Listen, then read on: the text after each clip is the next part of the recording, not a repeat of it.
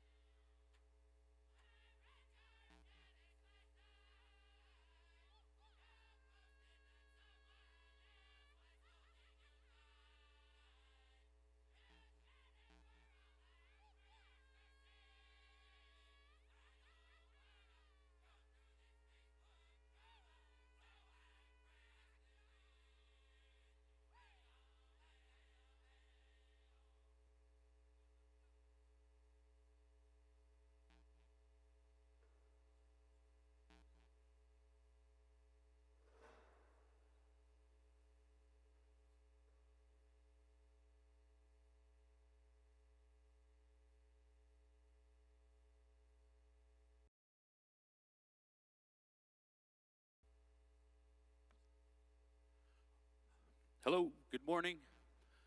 Nigan nga kyo te tamskat no, nanas kamamin mamutawi no ma pe miugisaga ke pe awigo asemi na. Kamatsi tala no nigana sigis kisamana ngete ya kute na magwa. Egom getute no nigan.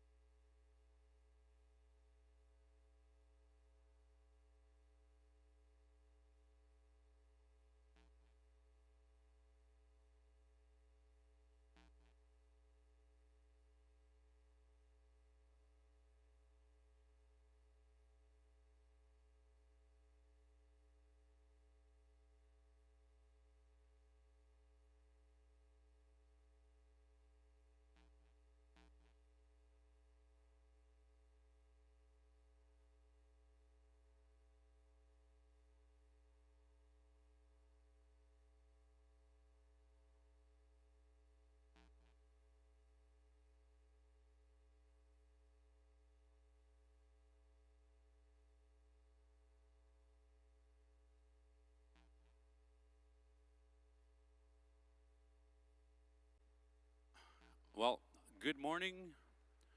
Kitam te tamskat no. Pamoy simatsita. We'd like to have a moment of silence. Kita mimana.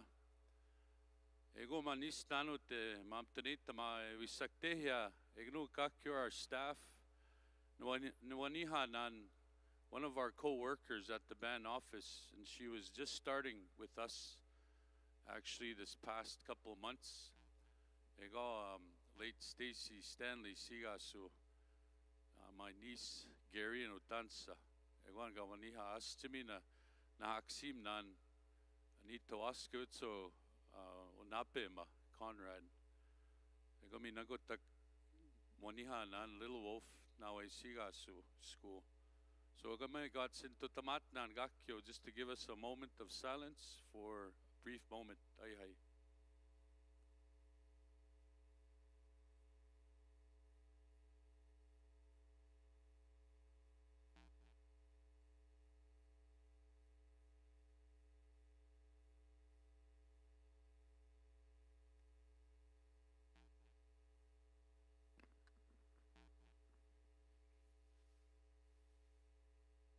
Ay hay. Ay hay. Moigete stehe musita nananuts. Magoma this meeting that we've gathered here for today, our community forum in regards to our property, and I'm gonna briefly talk about that once I introduce the team. So today obviously is a forum for the Lily Lake property that Onion Lake had purchased back in February of 2023. We had a tenant that was there, is no longer there, so now we are moving forward with a plan, and we'll expand a little bit more on that in a bit here. So to my left, I have Greg Renke from Winnipeg. He's with the MNP Business Case Analysis Division, as well as Justin Viado, is that correct, Viado? He's also coming from Winnipeg. And obviously with the team here in Onion Lake, we have Dr. Saxon, Albert Jimmy, Elaine Whitstone, and also from McPherson Law, Larissa Burnoff and her team. And we also have Janet Chuche, a part of the Family Services, part of the team. And we'll be expanding this as we move forward. We have Elders Jack Chokin as well as Elder Rose Watchmaker as part of our team. So this is the first of many events that we'll be hosting for this particular item that we're working on. And just a little bit of backdrop on that. We were given by mandate by leadership in the fall of last year to move forward in identifying what we can do with the property. As those of you that aren't aware, the lease was terminated last September. We moved forward with that, and at the end of the day, December 1st was the timeline, and now the property is vacant. And so since that time, we've been putting together our team and had several engagements in regards to the plan, and the leadership had approved moving forward with a business case analysis. Basically, in layman's terms, what we'd like to do is we'd like to do something with that property in regards to wellness and healing as a component. It was really important, I believe, that taking care of our people and having a location rather than here in our community, but taking them and isolating them from the community is a part of that healing process as well. And so this site was really deemed potentially valuable, and as well can really help us along with other nations within the Midwest area. There was a call out to other First Nations to attend today's session. Obviously could be weather issues, but again, there is interest from other communities to join us, and we'll speak further to that as we get into this event today. Today's event is obviously your event. This is a people to deem daily, weekly, that impact our families are impacted by that, as well as other communities near and far. So in terms of this, I'd like to pass the mic on to our co-chair, Greg, to discuss some of the things that have been happening, and also a little background information. So we'll have Q&A in a bit once we do the formal part. Okay, thank you.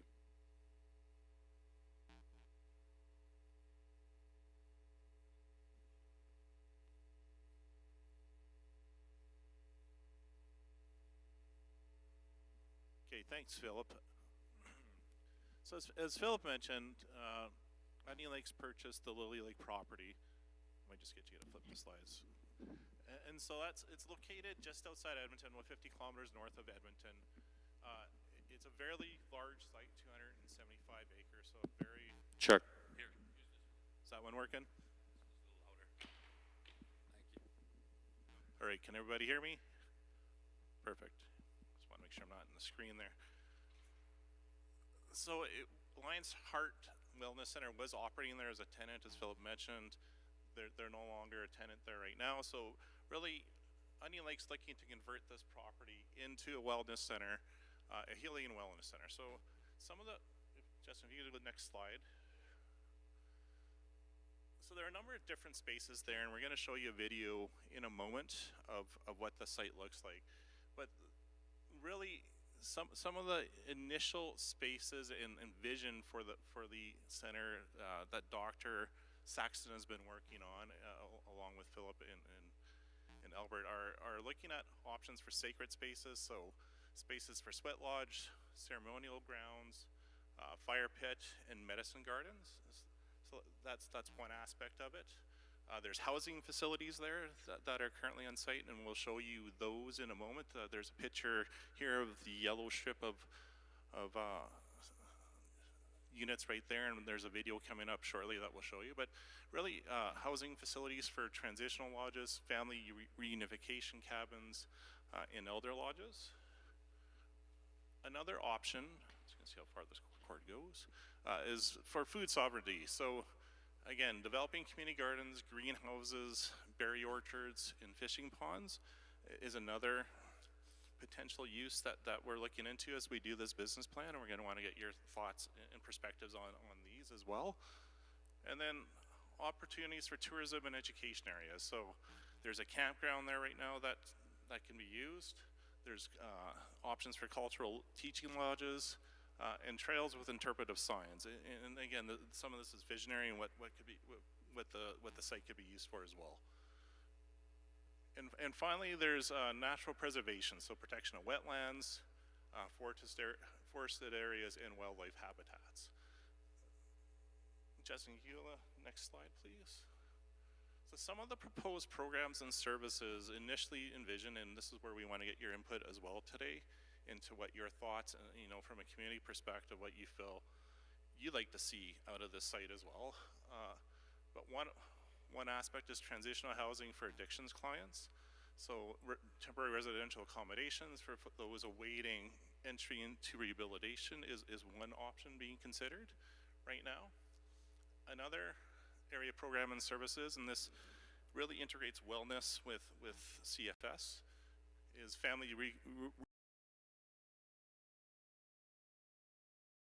involved in child welfare to support reconnection and rebuilding relationships. And then a third line or area of programming is accredited land-based addictions programs. Now it is a really big site, so there's lots of opportunities at the Lily Lake property for land-based programming. So integrating Cree ceremonial practices into land-based healing activities to support holistic healing and long-term wellness. And then the food sovereignty perspective as well, and security initiatives. So the community gardens and greenhouses for producing both traditional and contemporary foods. Because it is a big site, there is opportunity to do this as well at the Lily Lake site. And finally, indigenous tourism is another option. So seasonal cultural camps, land-based tours, and then reconciliation-focused education is another area of programming being considered for the Lily Lake site as we do the business plan. So these are some initial thoughts and options. They're not the only thoughts and options. And so we really want to hear your perspectives and get your thoughts and what maybe you see could be the vision for the property as well. And maybe, I don't know, Phil, do you have anything you want to add before we go to the video?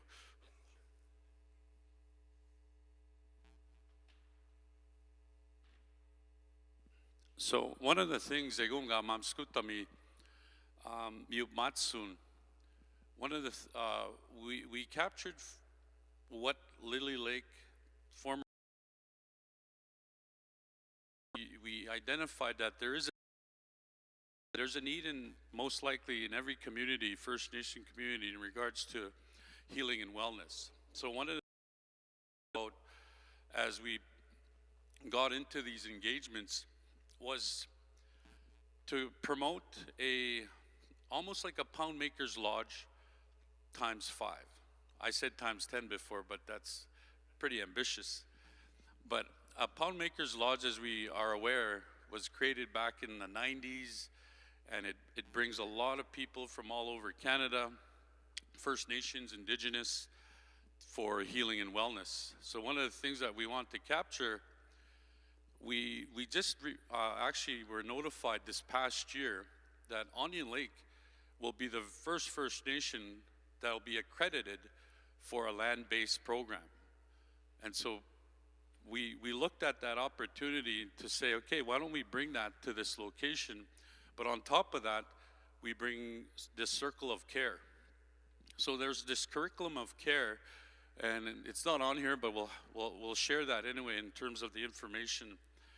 It kind of surrounds all different aspects of healing, right from transitional homes, as he had mentioned, to individual rehabilitation, to the land-based healing component, child family reintegration programs. So all these things were very unique to our First Nation communities. And it seems to be in higher demand than most.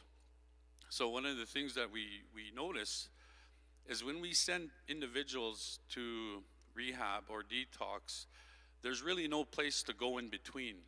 And even the aftercare program, when we send individuals to detox or rehab and they come back, there seems to be a lack of an aftercare follow-up. So these are all the areas that we've been looking at prior to this engagement. And so one of the engagements that we're here for, again, as I mentioned, is to get your ideas. So when we were there yesterday, and you'll get to see the video, there's two big warehouses with band saws and everything else. So one of the things that we also discussed was bringing in colleges, just like Portage College, SIIT, NATE, because we already facilitate off-site campus programs here in the community. Why not do that as well in Lily Lake? So that's one of the concepts that we're integrating now, and this will provide work opportunity. It's almost like a WAP program. For those of you that were familiar with old administration NCB dollars, right? Is that the correct term? NCI or NCB? NCB funding used to come to the nation, and the nation would determine how that fund would be used. And it would be, for us, it was quite high, and we'd utilize it for Atascasutan program. So Atascasutan would provide training, you know, at introductory level, life skills training, and then we'd send them off to work. We'd have employers lined up. A portion of that funding would go to the wage. So we thought about that and discussed that as well a bit yesterday, that we will incorporate this once we get to a level of finalizing the package. So this business case model that we're looking at today, this part of the project, is to get your feedback and what you think we should do with the property in terms of the healing and wellness component. Other First Nations are dealing with the same things that we are. Obviously, we've gone through the experience of a state of emergency, which, by the way, hasn't been lifted yet. So we still have issues that we're dealing with drug and gang activity. But that being said, that doesn't prevent us from being proactive to find ways to mitigate this challenge. And so this is part of the things that we looked at. One of the, I guess, just speaking with our team, the things that we notice about rehabilitation is sometimes you have to take the individual out of the community. We have to take them out of their environment, because when they come back straight from their healing, they're back into the same environment. And sometimes it's really difficult to follow up when you're amongst 5,000 people on a reserve such as Onion Lake. And we're a pretty active community. There's a lot going on. So the temptations will always be there. So I think with this property being as isolated as it is, of course it's not far from Edmonton, but the location is pretty isolated. I think a lot of you know where it's located.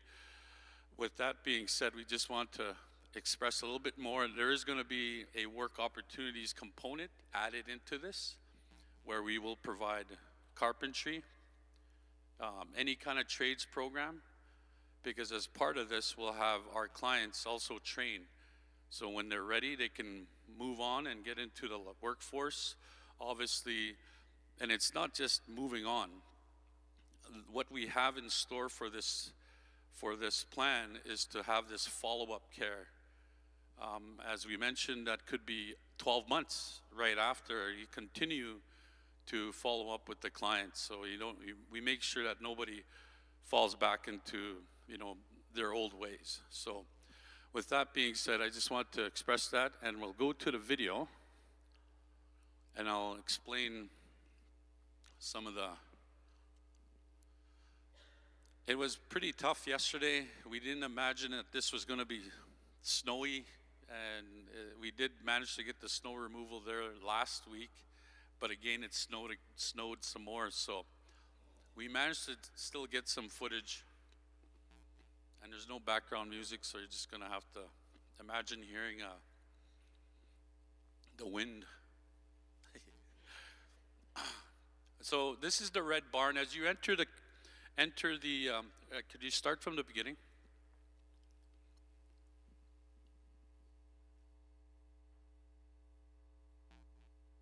Okay, so this is the entrance as you're coming into the property. Again, this was a former resort. This used to be called Lily Lake Resort. There's the Red Barn, they call it. you can't really see any red, but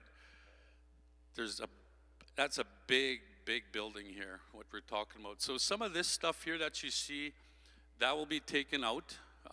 It wasn't permitted according to the county, which is Sturgeon County, which we've already talked with, and we'll be engaging with them as we progress through this with this plan. As you can see, walking in, this is the entranceway of the main area. This is the red barn again. A lot of history in this building. This building again was built, when did they say, in the 60s? Yeah. So it was built in the 60s, again like a resort style. You'll see some old postcards that we found at the site that related to this. There are lots of antiques, a big commercial kitchen. It's a huge, huge building. I would say more than, and we're going to get the details obviously on our next presentation, but we're thinking just this building alone is over 7,000 square feet. It has different areas, even has waterfalls, ponds that are indoor. That's our team that arrived yesterday to do a little review. Waylon Jennings and Johnny Cash played in this building, so it has some good history. So it was consistently used to host weddings, big dinners. I think a lot of the big companies from Edmonton used to rent this place back in the day.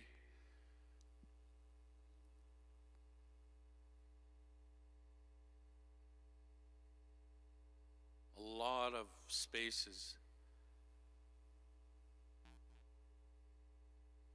As you see, that's the rock tower kind of with the waterfall that comes off of it. Every one of them still work.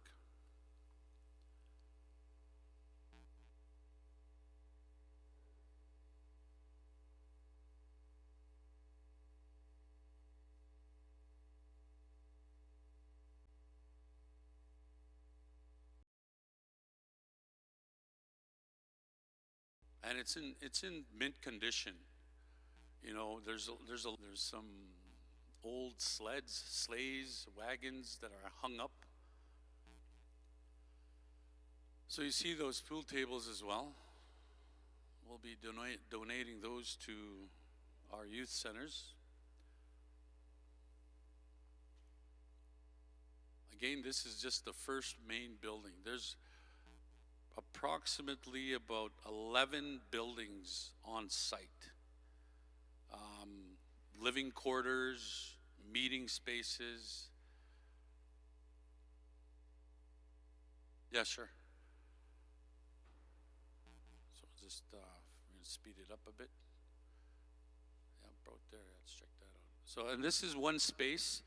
This space apparently was being prior to the former tenant being there. They were trying to expand that area, but it didn't pass inspection, so the county indicated those areas were not approved. So there's two sites on that particular adjacent to this property that will most likely have to tear down. But we'll know exactly what we're going to be doing here once we finalize this plan. Hopefully by April is the timeline. Yeah, April, May. Again, this is a view of the commercial kitchen area, and it's a big area. There's still dishes, thousands of dishes, if you can imagine. Old candle holders. We had a pretty interesting day yesterday looking at all the stuff that was still there. This is still the kitchen. You're going to see, and everything is still functionable. So this is the other building. This is the totem building we call. There's 3 living quarters on the side, onto each side. And in the central area, you have this totem pole attached right down to the middle of the inside of the building. So we have our drone shot from 7th Generation. We want to thank them as well for being here, and they participated in yesterday's event. We didn't do any recording yesterday in terms of people speaking. We just wanted a videography of this so we can look at it and see what's all there and show you as well. This is the round hall again.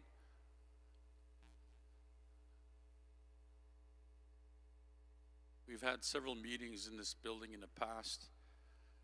There's a kitchen as well as living quarters in this building as well.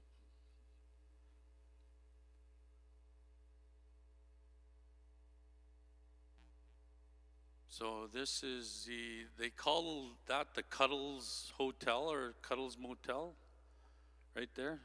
Those are all single dwelling units. And they're all in pretty good shape despite two units that need to be redone due to a little fire. Cuddles Inn, that's what they call it. Yeah, Cuddles Inn. So they have 23 units. There's 23 units. One is a laundry room, one is an office. So there's 21 livable units in that could be easily used for transitional home and placing individuals, individual rehab, transition. Those are things that yet to be determined. The space, again, a little bit of background. This used to be a game farm as well back in the day. So in the 70s and early 80s, I even remember going here as a kid, and I was wondering where this game farm was until we got to this place, and you seen all this corrals, little barns that were set up. We didn't actually go to the other piece of property. It's across the highway as well. 276 acres approximately. So that's our little quick video that was made yesterday. We're gonna get more comprehensive on that as we get to our final stage of this. So as I mentioned, today is a stakeholders meeting. So it is your property. We like to get your input in terms of what you've just seen and the proposed program and services. What's your thoughts?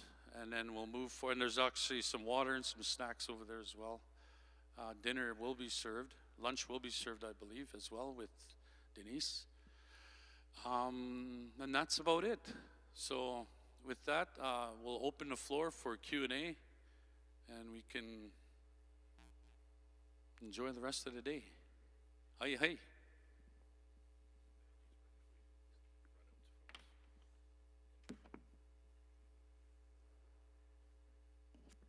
Check. This one's ready. Any questions? Comments? There, you can take that over to that lady. Carmen.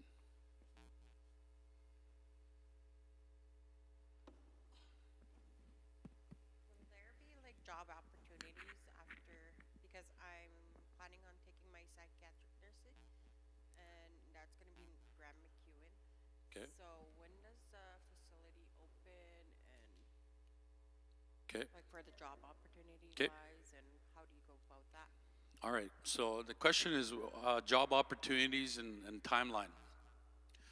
So as I mentioned before, once we finish the MNP business case analysis, we'll be presenting that back to leadership, and then we'll bring it back to our membership just to inform them in terms of the planning. There will be opportunities for sure. 100% there'll be opportunities for job applications once we finalize that package. And if the nation feels that this is something that's feasible, we want to move forward with. One of the key things, though, in terms of this happening, is identifying other First Nation partners as well. It's such a big concept, such a big place that we would like and love to have First Nation partnership in this project. We are the landholders. We've had it now for 6 years. It's a great piece of property. And there's 2 locations that are designated recreation, primarily where you've seen the red barn and the totem area, the totem pole house. Those are all deemed recreational currently. And then we have ag land designated. So there's two portions of land that we have that are agricultural purposes. So this really ties into a lot of the greenhouse garden initiatives as well. So that will help with bringing in funding and also through the process of counseling that can be utilized with this process. So anything else? Any other questions? But yes, job opportunities there will be. Oh, and by the way, currently we do have 2 caretakers on site that are maintaining operations. Obviously, we had a lot of snow. We had some really cold nights. So to prevent water lines from freezing, stuff like that, most of these buildings are still operational. We walk in, it just seems like it's warm. It's, you know, there's running water in most of the buildings, but yeah, it's just sitting there waiting for our plan to get done. Also, just to ad lib, in terms of the sturgeon, the county, we talked to the Planning and Development Division of the County of Sturgeon, and they're looking forward to our plan. Of course, the former tenant has some outstanding items that were brought up, but we'll be dealing with those. But internally, in terms of our process, they are looking forward to meeting and engaging with us. We already had an initial meeting about a month ago. We'll be following up with another meeting probably within the next month, just to kind of get them updated as to where we are with the project.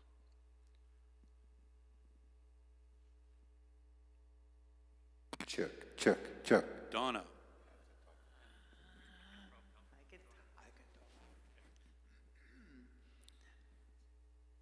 All right. Nanas ko muna kape ape ani stanots. Muito gunta titen. So for I think the past year or so, we've been looking for Exumagigwe, that land-based healing, and we found one in northern Saskatchewan, Pine House.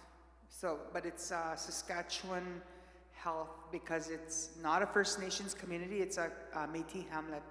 So they're having difficulties to accept First Nations clients because they're taking in Métis clients first. So that's one of the difficulties that we're having. Some nista na ne pagamskagwa addictions negosyasawa. And so we've been seeking something like this, and to see that up there, I was like, yes, let's do this, let's do that. A lot of our young people, that transition, the aftercare, that's what they need, that support. Because when they come home from treatment centers, there really is no aftercare here. There's no support, only the family support. And that's what I see. And then they fall. And then now again, the process begins again. Gawe treatment or detox treatment. Then they'll go to the treatment center again, work on themselves. They come back and they fall. And that's what I see a lot of our young people going through. Well, the older people too, but this is really something that we need, because I always say when we do, because I'm a teacher, right? I do a lot of land-based activities. I try and bring in the land-based curriculum. I do a lot of the ceremonial as well. I try and I share that a lot with our young people. And when I seen this, I thought, yeah, hey, this is going to be really something that we do need. I understand it because the land does heal us. The land, the water, we need this for our young people. Even though they don't have, I say, you know, being young adults and there was really no guidance, you know, we can open this up for them. Because, yeah, especially that, and it being part of the housing board, I see that that need for transitional housing. Especially now we have the trailers, right? So when they're done at the trailers, they go to treatment. After they're done treatment, then what? Right? So, yes, exactly. So it would be like the stages, the steps that they need. Yeah, that would fit right into that, and be a place that's a little bit more isolated and out of the community, Yes. which could be beneficial. Yes, for yes, that. it would be beneficial Yeah. because a lot of people say, well, coming back to Onion Lake, you know, there's triggers. There's triggers there, and then they just fall again. And then with that, just seeing this resort or the Lily Lake, or whatever, healing wellness program there, we'd have the stage housing, and then we do aftercare. We can do the life skills there. We can do the budgeting. We can do getting your license back, you know, getting into different programming. There's so much we can do there. The only thing I think is Saskatchewan, Alberta. Right. Is that going to be an issue? And that's something we're looking into in terms of the funding piece of it, right? Because you're right, it is a different province, so that's Yeah. a consideration. So that's a piece definitely we're looking into building into the business plan as well, to understand that piece, how that, Yeah. that could work too. And then I think about, Lily Lake powwow at Tigwe.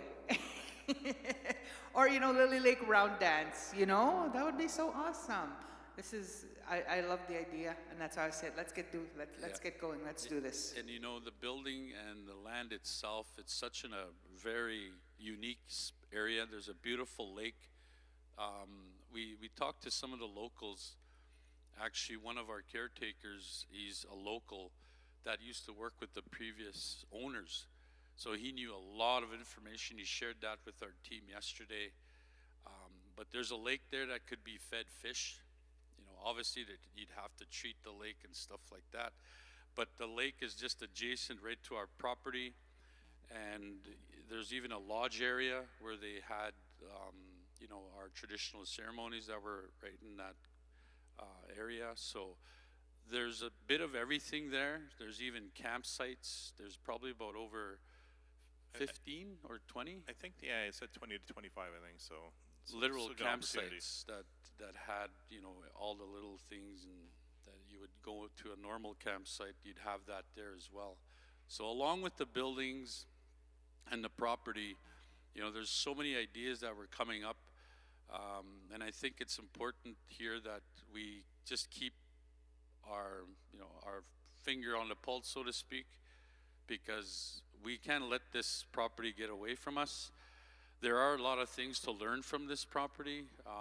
We have to go through some process with the county if we want to rezone it.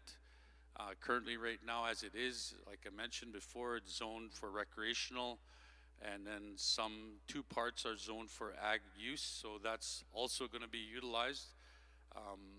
There are many things and challenges that had come up. There was Alberta health orders apparently that were on the site that we're dealing with in terms of the water boil advisory. Apparently it's been there for years.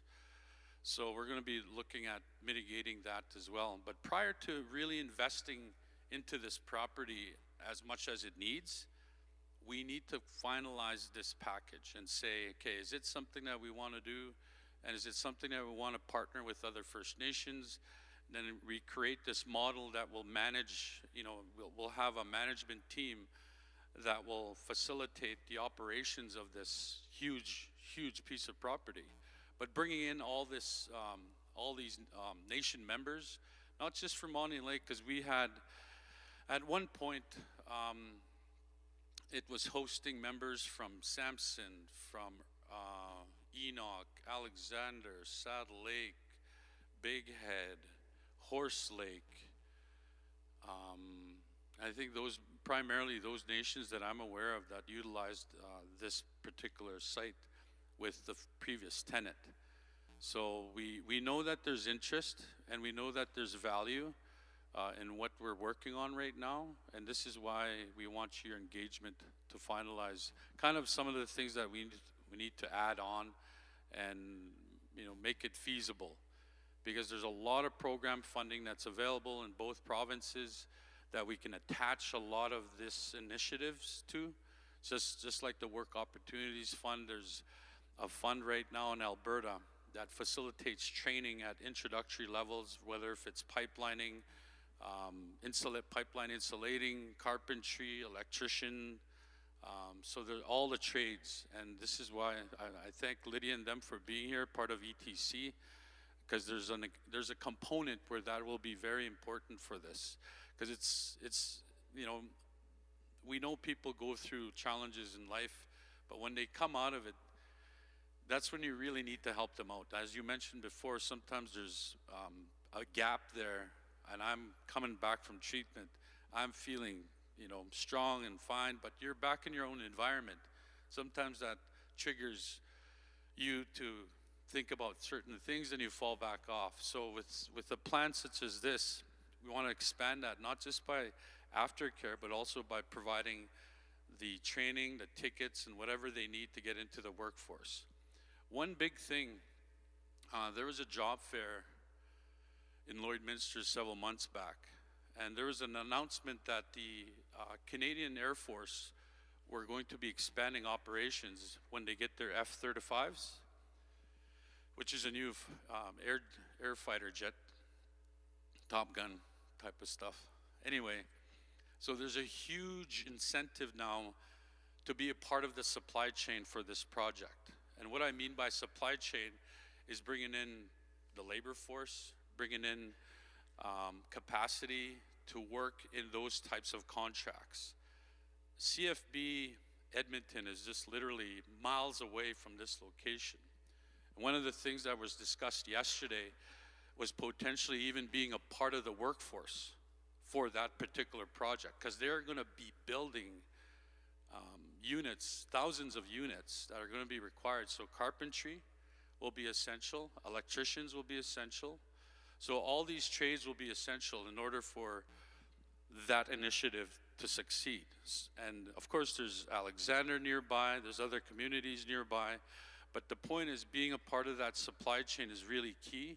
And I think more important is providing that healing and wellness component. I've worked in an industry. When I left Onion Lake summer of 2023, I ended up working for an oil company group up in northern Alberta. And this is what we were talking about, engaging with the big players. There's CNRL, Syncrude, and they're doing these multi-million-dollar, billion-dollar projects. So this one company reached out, and they received a very high-level bid, but they didn't have the personnel. So I was brought in operational lead to find enough, and it was a First Nation owned company, 100% First Nation owned company. But to find the accredited and the certified workers in that field was very difficult, especially for First Nations. And one of the things that we did, there's a training component, an employment agreement that we had with a neighboring reserve up by Coal Lake. And the level of turnover was high. And again, it's that healing and wellness component. You can have all the economic development in your community, bring all the jobs, but if you don't have your wellness and the healing component, your socio-economic, they have to be in tandem together. You're gonna have one thing going, and it's not gonna last. That's why it's important to help heal our people as well at the same time. Because when these job and opportunities come, and as I mentioned from the experience I had up north, You know, a kid comes out from a community, never sees a paycheck that's $4,000 biweekly, or going to a camp job, and all of a sudden they're like, whoa, 4,000 bucks, 14 days of work. They don't come back. 80% of the time they don't return because they're out enjoying that 4,000. And so there's life skills training that's really important in regards to sending our people to these types of contractual work, right? So that's always a difficult thing. And I noticed in order for us to help to be successful in the supply chain of the industry, whether if it's the energy industry or any type of retail industry, we need to also provide some opportunity for our people to heal and to get over what's been happening. A lot of obviously I'm not an expert, but from what I know, it's due to the traumas that we may have gone through in our lives. And those are things that individuals tend to find anyway.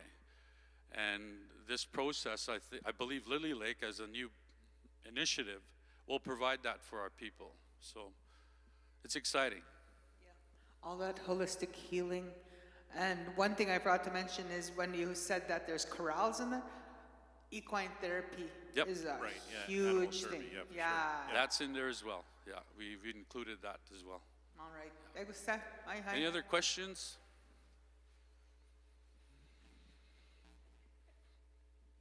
Go ahead. Oh, Yeah, go for it, Philip. Good morning. About that, is there a campground, a lake nearby? When I went there, I saw one. Is it a part of this? Yes, yeah. So the lake that's on the property is part of it, and there's a campground that is part of it too. So there's about 25 camping spaces, I think, on the property as well. So that's definitely part of this as well. And so looking to utilize those appropriately is definitely a consideration for this. Now that part will be more seasonal, right, and more in the spring, summer, and fall. But yeah, that's definitely a piece of this property as well. And also another thing is, I know it's probably not First Nations yet, treaty land yet, so a lot of big taxes coming up to that. Yeah. Yeah. So obviously it is fee simple land. It's not reserve status or anything. We haven't. It'll be a part of the plan eventually. We haven't looked at what the pros and cons would be on that. One of the things about, and then this is actually going back with experience. So fee simple property versus reserve land, some of the things that may hold us back in regards to a project this size and scope. We obviously need to have initial capital, not just from us. We can't afford to cover the whole cost. But if we had combined several other nations, then we can, as a group, go and capitalize this. Most cases, financial institutions are very seldom to do a capital loan on reserve land, and unless you have like a Bakshi lease, and those leases can be as long as 50-year lease arrangements, right? And that gives security to the financial institution. If anything goes south, at least they have their security. So one of the things on fee simple is the security is already there in terms of how it's structured. But we are looking at ways to work on that, and obviously you see urban reserve creations all over Saskatchewan. I know Saskatoon has several. There's models all over the place, and Saskatchewan's a prime example of what and how you can create reserve creation. Currently, I know Lands is working on the reserve creation for our Beretta property, and that's coming finally to a resolve. But there's issues when you're dealing with reserve creation. It has to be you have to have a partnership agreement.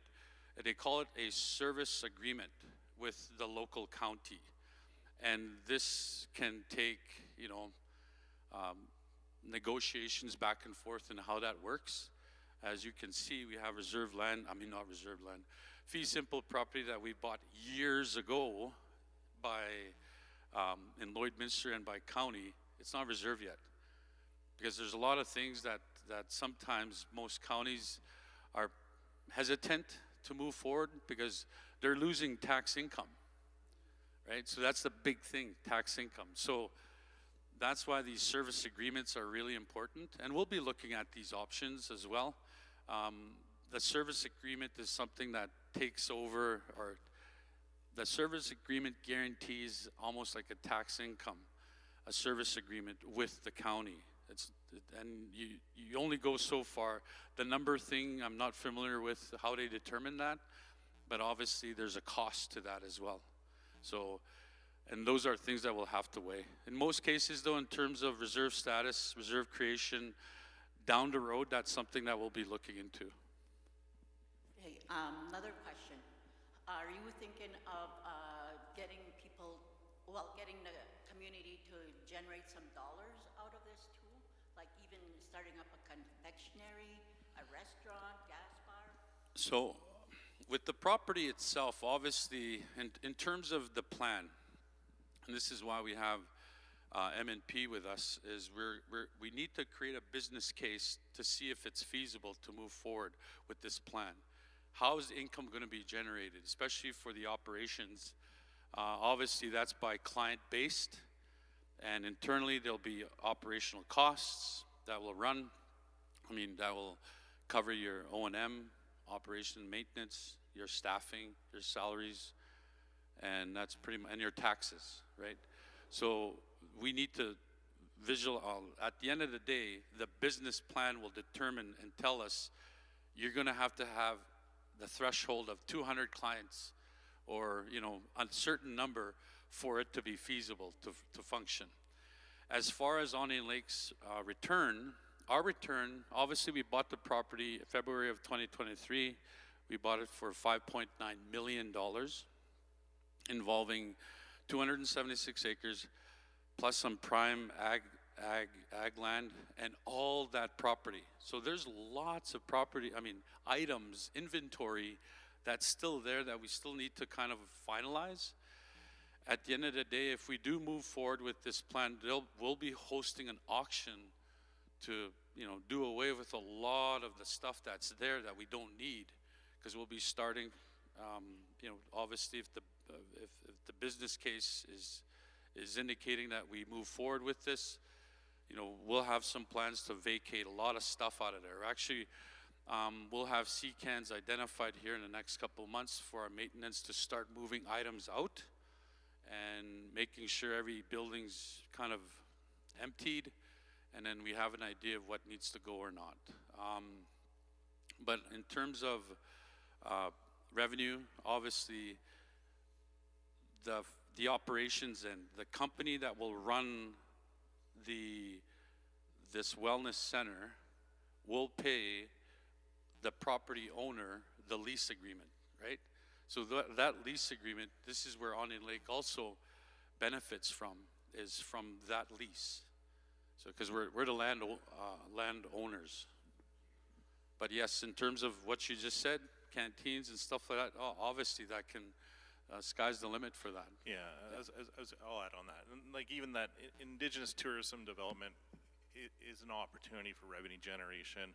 You do have a very big hall there with the Red Barn, so there could be opportunities even to host conferences there potentially, right? We'd have to look at the condition of equipment and stuff, but there's definitely other options outside of the health and wellness programming for revenue generation there as well, and they may be needed most likely to make the business model work in terms of the sustainability as well. Okay, one more thing. Because it's a treatment center, is it possible to have a treatment program? Like I went to Nietzsche for one program, and I actually went and stayed there while taking the program at Nietzsche. Maybe think of something like that to host. Yeah, for sure. I think that's definitely an item. We got our note taker, so we're taking all this information. And yeah, that would be ideal as well. Obviously, there's lots of opportunity. Again, the level of clientele that are going to be coming are in different areas, right? From youth to families to individuals. And it's such a big, vast space that we would have the ability to kind of segregate those groups as well. Yeah, and there's a nice, beautiful home across. We didn't capture it here, but we'll capture that on our final report. And that's just adjacent to the property on across the highway on the west side. And there's a beautiful, I'd say about what, 300 acres of land, Yeah. ag land, literally right beside that. And that's Onion Lakes as well. And there's a obstacle course, you know, like those Spartan games and stuff. Yeah, like a ninja course and stuff. Yeah. The climbing, there's a big climbing tower. That's also on our property on the north side. So there's lots of opportunities. Yeah. Any other questions? Oh, Tara. Yeah, we need a mic because it's being recorded. You're only allowed one question. Okay. Go away. You have to come that close. Okay, so first question is the O&M, like what's the O&M like overall for the whole building and its services? Then the second question is, like, do we have to pay for somebody to go there? Like, I know you're talking about like the revenue and everything, so if somebody from another reserve or, how do I say it, non-treaty people come, do they pay? Are our own people paying? And also, is there people still that have stocks with this building? Because I was told previously that there were quite a few people that had stocks with this building, so whoever went there and whatever proceeds were brought there, they would receive proceeds. Okay, question number one in regards to payment. So this will be operating as any other wellness center operates. So if it's like Ranch Arlo, Big River, so there's several First Nation operations that are operating. Of course, they have a set fee, and those set fees are determined by, you know, what they're offering. So certain programs will cost between $10,000 to $15,000 per client per month. So those are revenues that will go into the operations side.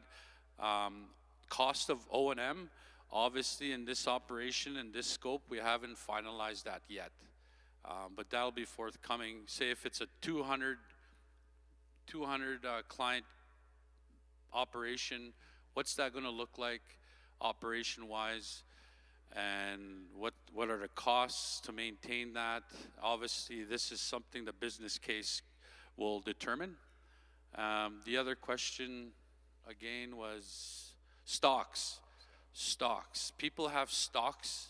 So you're just nod your head yes or no. So you're indicating if people have interests or stocks still invested in that? No. No. Everything is now in Onion Lake's hands. Everything has to go through our property management group. So I'll give you an example. So Onion Lake, back in spring of 2023, we purchased the land at 4.9 million. Sorry, I said 5.9. It was 4.9. And we purchased it under a numbered company, an Alberta Limited numbered company. And that numbered company has, we had a group of directors in there previously, and we just changed that all. So currently I'm the sole director of this company, and the land is the sole, that's only the only property we have under that numbered company is this Lily Lake property. The plan with this, in terms of the management structure of the property management team, separate from the Lily Lake Wellness team, They will be the landlords of the property. So basically, there's going to be a property management group that will maintain operations, maintenance schedules, snow removals, just taking care of all the buildings, right from utilities, anything that's required for monthly or annual inspections. That's what that group will do. There will be a board of trustees, or not a trustees, sorry, a board of directors that will sit in that numbered company that will be managing the property itself. That's separate from what we're talking about here today. So, and we don't know those costs, but I guarantee you those costs, would be high to operate a facility that big. Currently, just for this few, since the last 6 months and maintaining this piece of property, you're looking at 100,000 easy every 3 to 4 months for your costs. Initially, because with the winter months, the snow removals, making sure that oil and gas are still coming in, because the your utility costs, the heating bill, the water bill, so those types are still incorporated, still happening, so we still pay for those. And again, taxation is also another item, so we'll be taking care of those again this year, just like any other fee simple property that we have. So hopefully that answers your question, ma'am. Ma'am, M-A-A-M.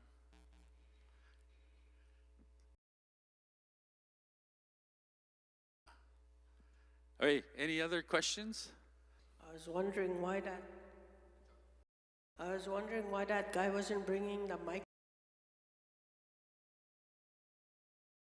I just thought more of an opinion. Kai Tue, I did a lot of work to go in at Lily Lake. I was one of the people working on land base and working with the people to, hopefully help them go through their healing journeys.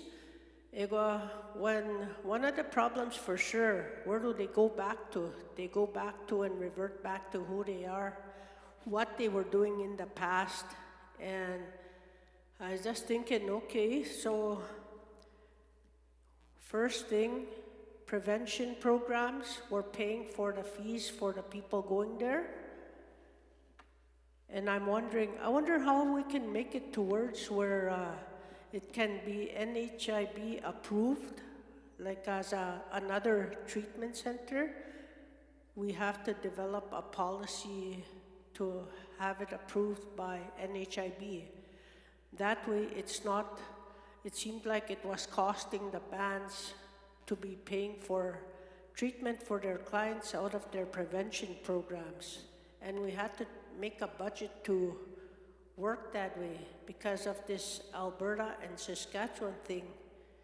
And I guess back in the day too, it goes back to where maybe Onion Lake now needs to develop how are we going to be able to, for one thing, example, CFS, Onion Lake CFS Alberta clients are not are not covered under Onion Lake CFS.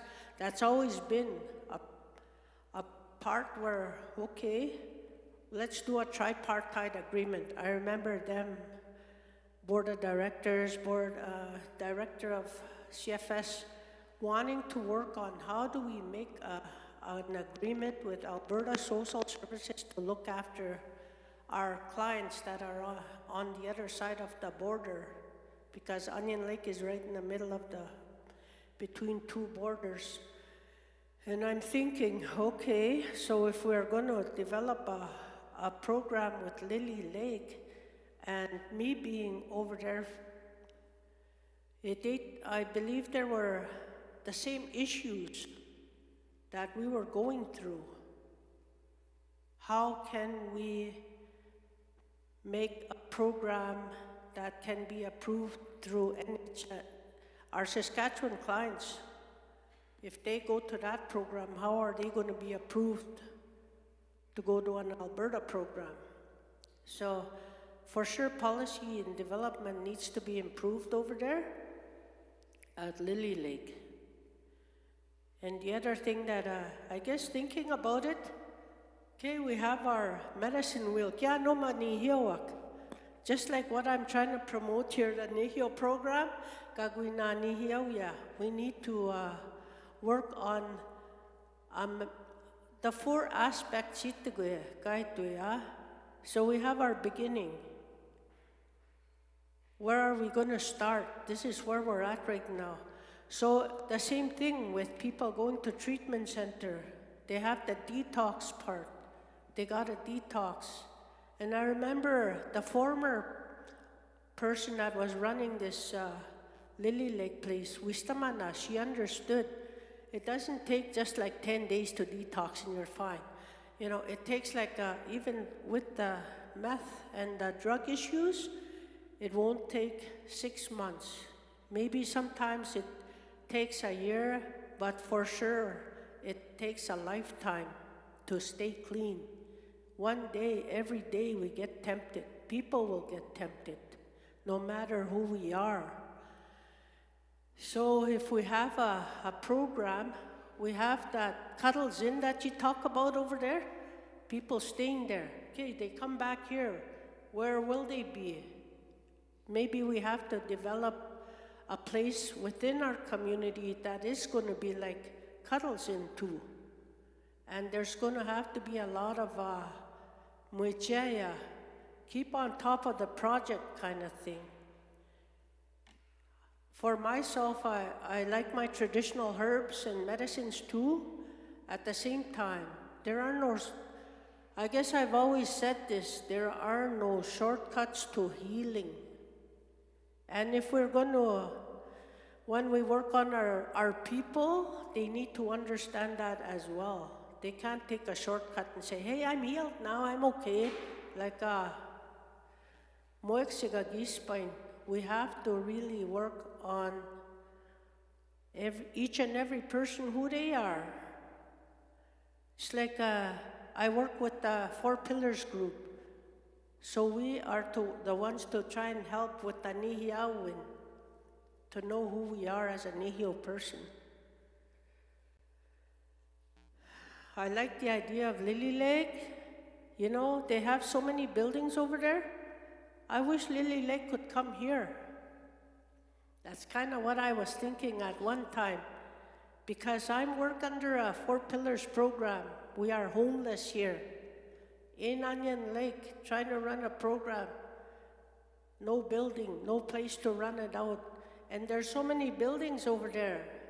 I even asked one time, okay, if Onion Lake owns this, I know there's a building sitting over there. They should bring one to make it into a homemaker's clubhouse, even a drop-in center where people, we see people walking around all the time, nowhere to go. Where do they go get a cup of coffee? Or where do they go to feel like they belong? A lot of them go in a bush and make a fire, and that's reality. So I guess my thoughts are we make it like the medicine wheel concept. First here, first there, over here, then over here.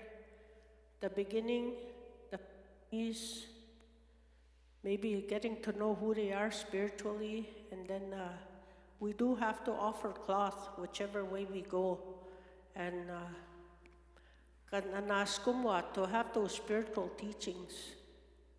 But my thoughts, like, how are we going to make it? Is it going to be prevention paying for all the fees? A lot of people use the programs, and maybe it's good to have, like we do have our health benefits under Canada. How can we get it approved through that? Yeah, so on the funding piece, we're definitely going to look at different options within Alberta. So this is not meant to take funding away from your current programs here in the community. So when we look at the feasibility of the programs and services in Alberta, it's going to be working with with FNIB in Alberta, working with Alberta, the provincial government entities as well that fund these programs and services to gauge their interest in helping fund them. Because you're right, you don't want to take funding out of here to move over there to run those programs and services, because you still need the funding here. So the idea is to look at funding options in Alberta to fund the programming and services envisioned at Lily Lake, if that makes sense.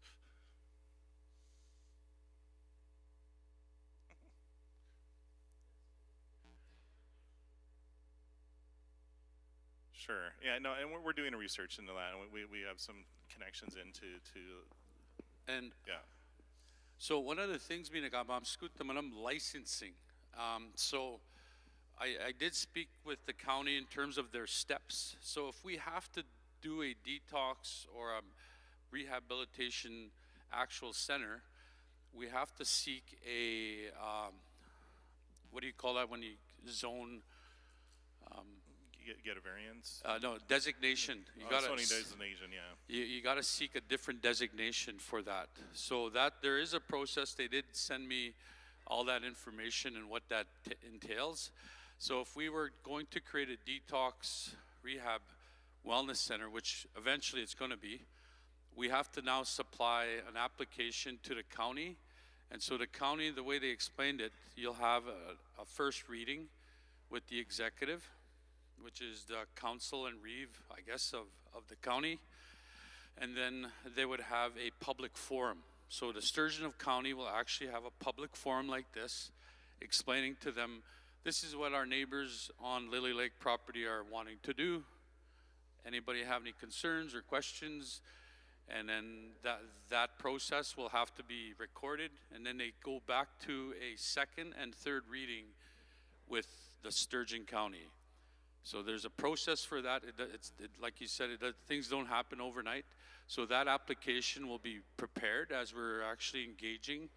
Already, Yvonne Bilodeau with the Sturgeon County, her and I have been engaging in terms of the steps and what we need to do in preparation for any changes that we need in the rezoning. Because right now, recreational use wouldn't allow us to have a detox center under that zone. Yeah. So with that, we're going to break for lunch. Then we'll take a 4 to 5 minute break for lunch. I say it's ready. I say giske samana an gete kai me stamaga to bless the food mina. Auntie Rose.